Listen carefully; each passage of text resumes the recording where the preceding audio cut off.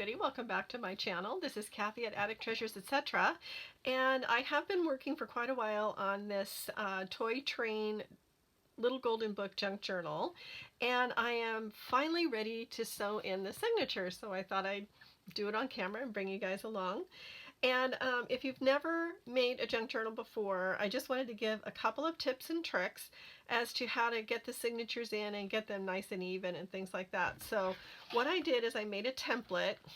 I measured the height of my journal and also the width inside because I wanted it to fit right in here so that when I make the mark the holes, that this is going to fit inside and make it easy for me. So I measured the height of it, and then I found the center and then made a line. Let's see if I'm in frame now. And then made a line, drew a straight line down the center, and then measured an inch from the bottom and an inch from the top and a little off center in the center, in the middle three holes, because I wanted to make sure that I always knew which was the top.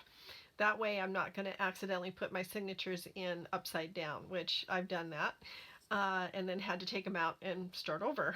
So I also marked this for, if you can see that, Little Golden Book with a 2-inch spine. So each template is going to be different depending on the width of your spine and the height of your journal. So then once I figured those locations and drew a line here, then I measured 3/8 inch on either side of these center points, and then used my Big Shot to cut the holes. So what that is, this is my Crop-A-Dile Big Shot, and it has this backstop here, and you can set it for the distance away from the punch. And I'm using the small punch, the 1/8 inch punch. Can you see that? There you go. And I wanted 1 inch away, so I set the backstop to 1 inch. I don't know if you can see that, but anyway, it's at the 1 inch mark. And then I have had trouble in the past with my backstop kind of moving on me because it's not a real positive, I don't know, it's not a real positive fit wherever you set it. So I just took some magnets, and these are just Dollar Tree magnets, and then I had some other ones, and I just put it behind there, and then that kind of helps to keep that backstop in place. And then I just set this in here for the first hole, and then I punch and then just go across, keeping it even with my backstop, and then did the same with the top and went all the way across, and then I set it for where I wanted the center holes and then did the same thing there. And then when I went to punch in the holes in the journal itself, I took a binder clip like this, and then, oh, got some thread there. Oh well. Just took a binder clip, clipped it in, and then used the backstops again to locate where I wanted it to be, made sure it was a good fit, and then just went across. And I just made sure that I knew that the punch was actually seated inside the hole in the template. Then you just punch across, and then you get all your holes in there. And then I just used the center holes to find the to make the holes with on the signatures themselves. And I just used my regular awl for that. And now, so I punched all the holes. I'm ready to sew in the signatures. And I don't know why, but I'm still always really nervous when I do this. And I set these up so that I put the last signature in first, so that I'm working from back to front on there. And this is the last signature, and I've already punched my holes in here and clipped to make sure that I know where they are. So now I'm just going to cut my thread And I've got 3 colors of thread. I've just decided to use, well, I'm using baker's twine, and I just decided to use primary colors for this. So on the inside of the first one that I'm putting in, I'm going to use this yellow baker's twine. I'm going to measure 3 times the height. And I've also got some buttons that I want to put in, so I want to give myself a little bit extra.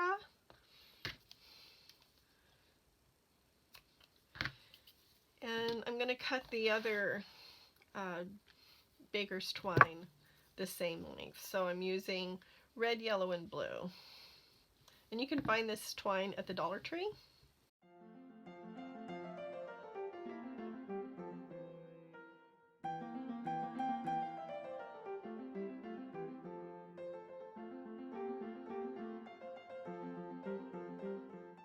I've also got this little wax thing that I can use to put my thread through, or my baker's twine through, just to make it so that it will slide through the holes easier.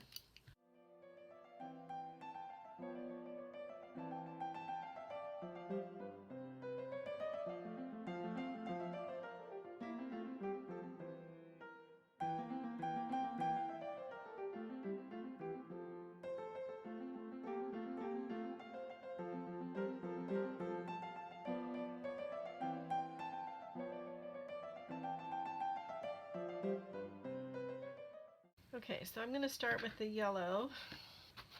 Alright, so I'm going to start in the middle.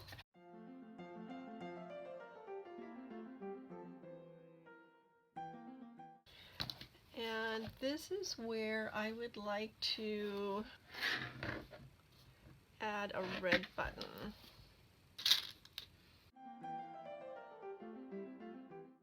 And once I get the buttons all in place where I want them, then I will glue them down so that they don't move out of the way.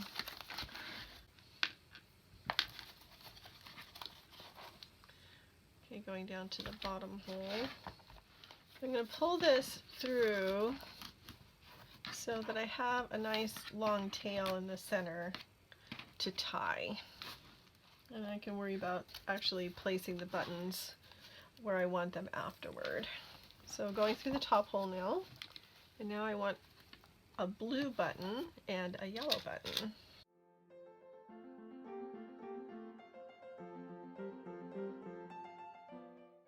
And then back through the center hole.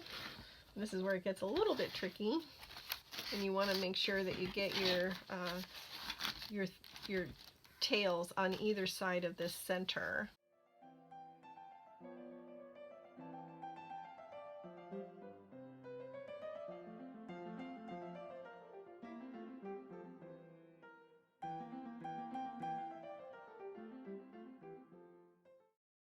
And I usually use a double knot to do that. And I'm going to leave these long until I'm finished. And then I can just adjust where I want my buttons to be once I get them all on there, and I can just put a little dab of glue underneath them so that they stay put. So I'm going to take my middle signature, just this one, just making sure. Okay, here we go. Find the center. Okay, so I'm going to go through the center hole, and the buttons that I want on the top half of it is this cute green one, kind of a flower. And then this red one, and I love this red one, it kind of looks like a wheel. You see that?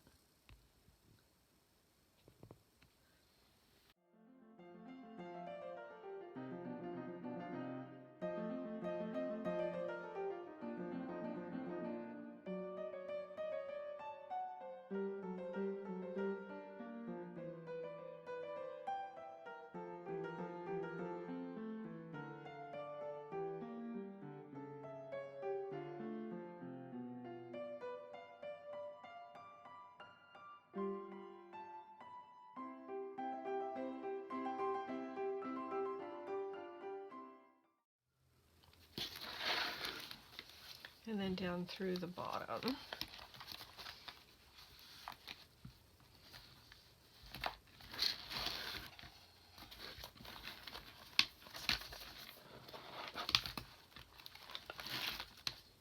When you add buttons to a journal spine, it takes longer to do because you're constantly kind of fiddling with the buttons to get them in the right spot and to make sure that you don't run out of thread. But the end result is so cute, it's worth the extra effort, I think.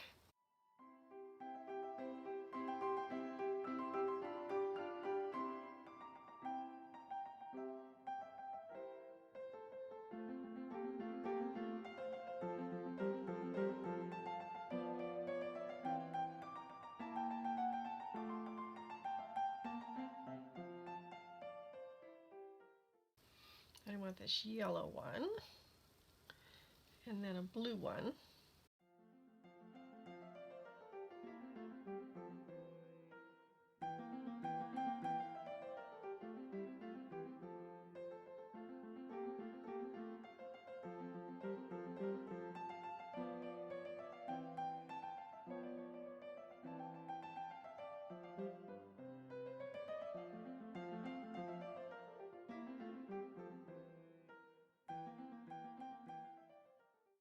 Okay, so far so good. All right, last one. Okay, so this is the button I need to get the needle to go through. And this is the cutest button, but I think it's going to be the hardest to place. It's a Disney button.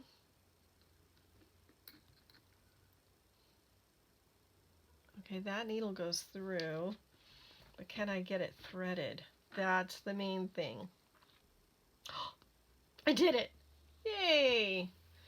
Whew, okay.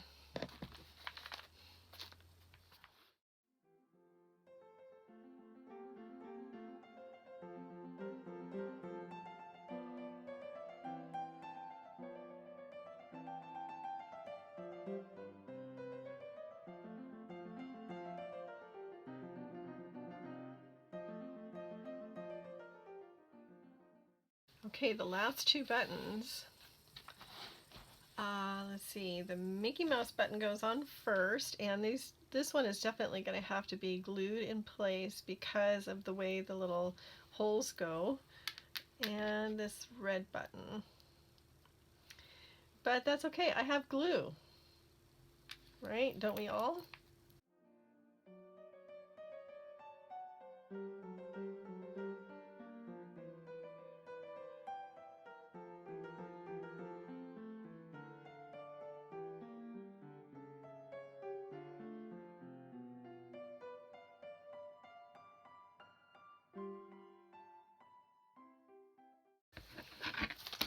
All right, I really, really, really like that.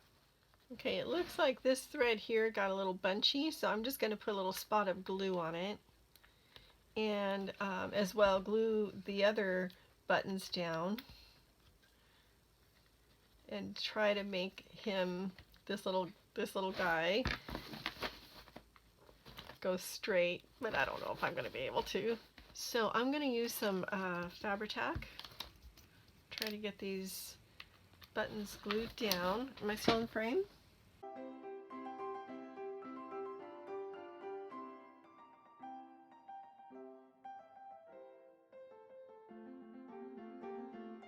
There might be too much tension on this little Mickey Mouse button for him to be able to stay, but maybe if I hold it for a minute.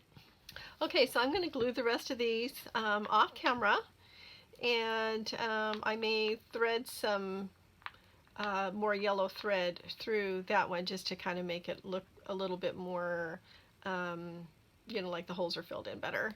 So anyway, I'm going to leave it here for now. In my next video, I'll be doing the closure because I have kind of a unique idea for the closure. And also, if I have time, I'll be doing the dangle, and I've got some fun ideas for the dangle too.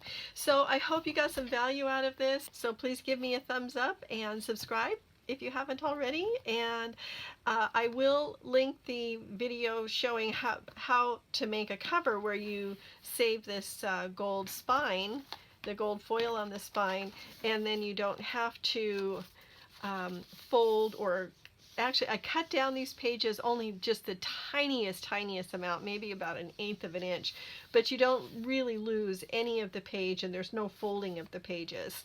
So anyway, I hope you like this, and I shall see you in my next video. So be sure to let the serendipity find you, and have a great crafty day. Thank you, everybody. Bye bye.